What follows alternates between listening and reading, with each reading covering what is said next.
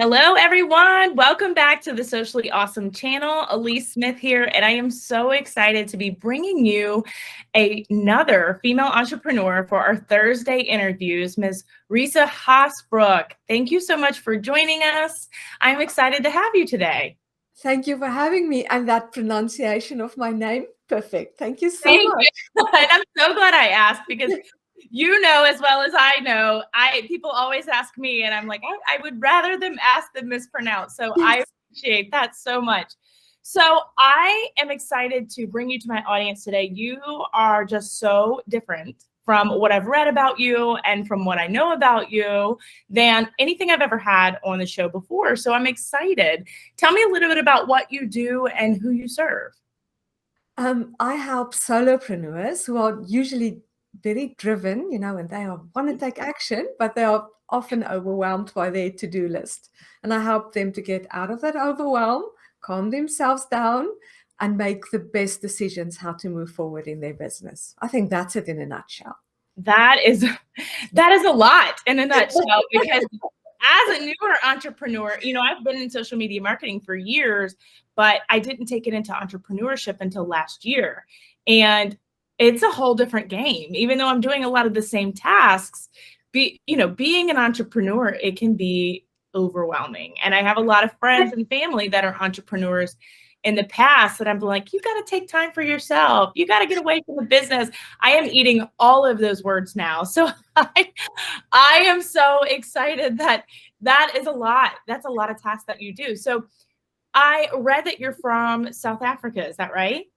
That's right. That's right. Okay, Yes. so tell me a little bit about your journey getting into entrepreneurship, because I'm sure it's a great story. So I'd love to hear it. Okay, so we immigrated to the US in 2015. My husband got a job here. It was an amazing opportunity. You couldn't say no. At that point, I had two teenagers then that I homeschooled. Okay, and we brought them along too. Okay, okay, but they were like late high school at that point. And then when we started making our calculations, we realized if they stay behind and they make a life here in the US for themselves, we won't be able to afford to retire here with the exchange rate between the two countries. And we're a little bit older. We don't have that much more time, to get the retirement funds together. And at that point, I decided, no, I want to make some money. I'm going to start an online business. I want to be on the same continent as my kids.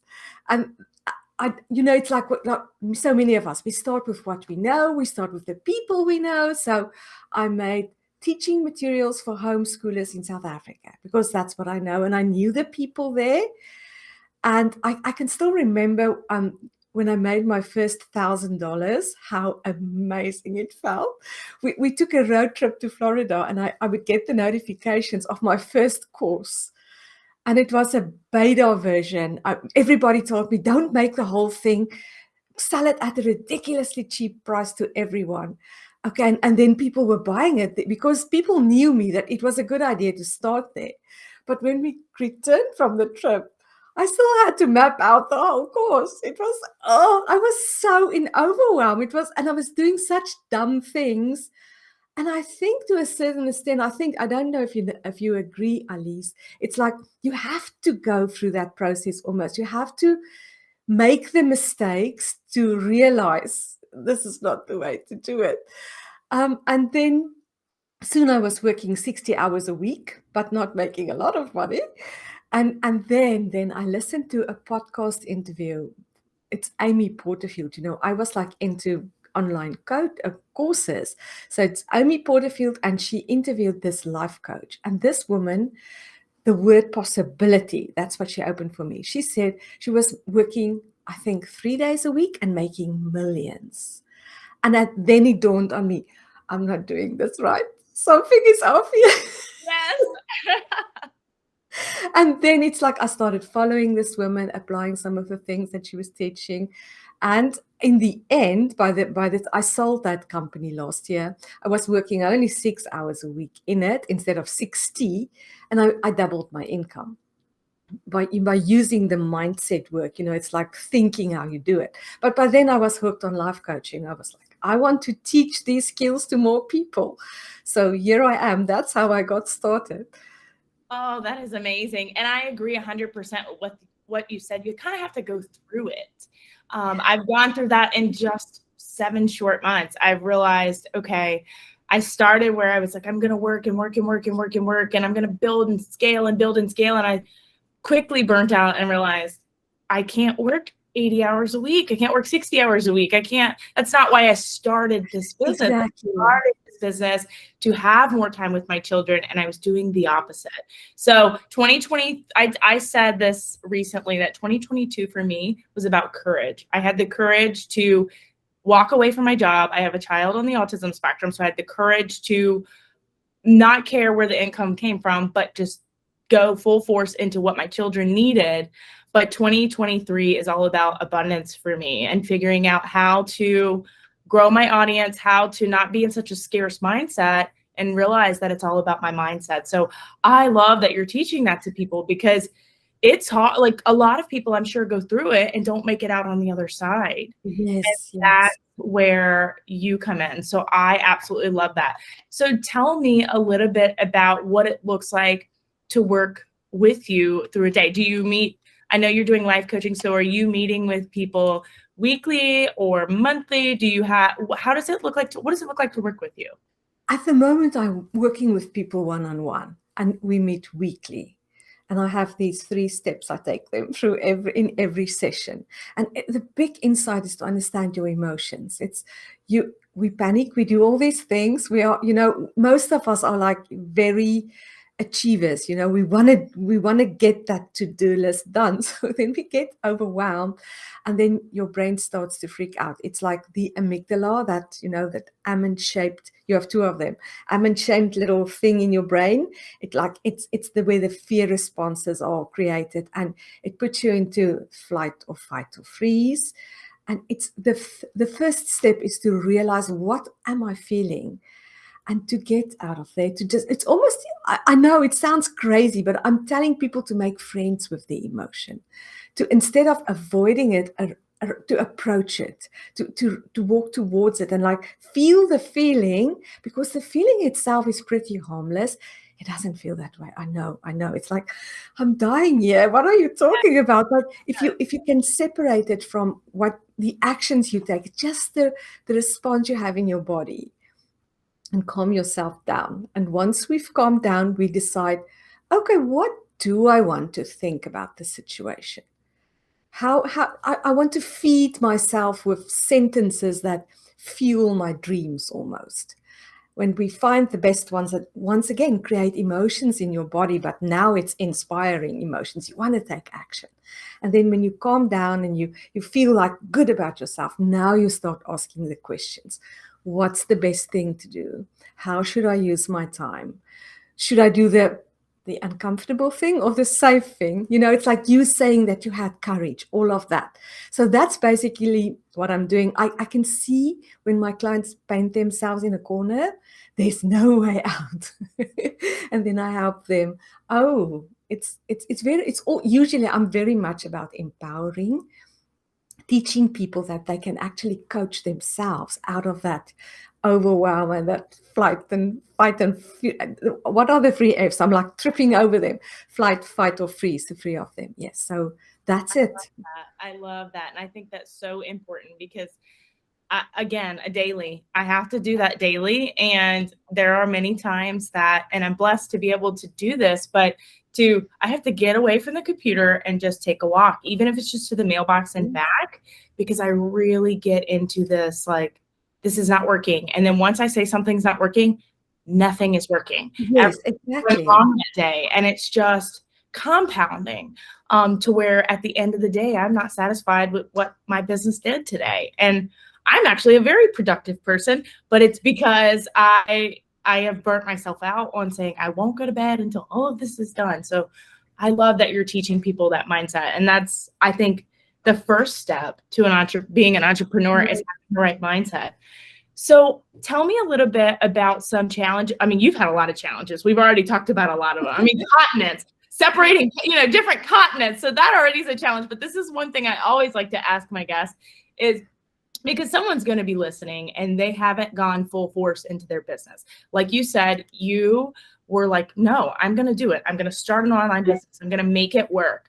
And there's someone listening that is either doing it on the side a couple hours a week, and they know it could be their dream to take it full time, but they're scared.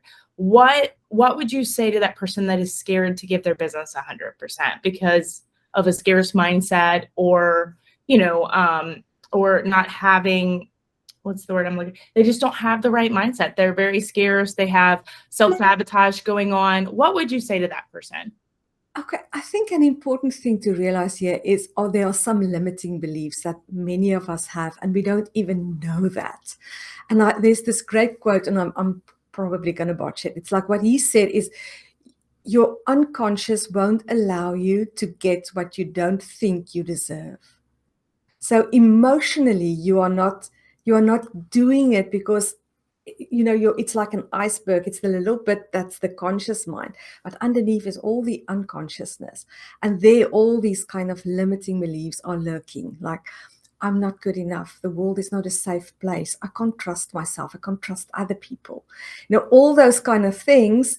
So a first step, I would say, for anyone, and that's most of us, is to become aware of them, especially when you feel so depressed or you find yourself acting in a way that's not really helpful, to ask yourself, what am I thinking? What's going on here? And then you dig a little deeper.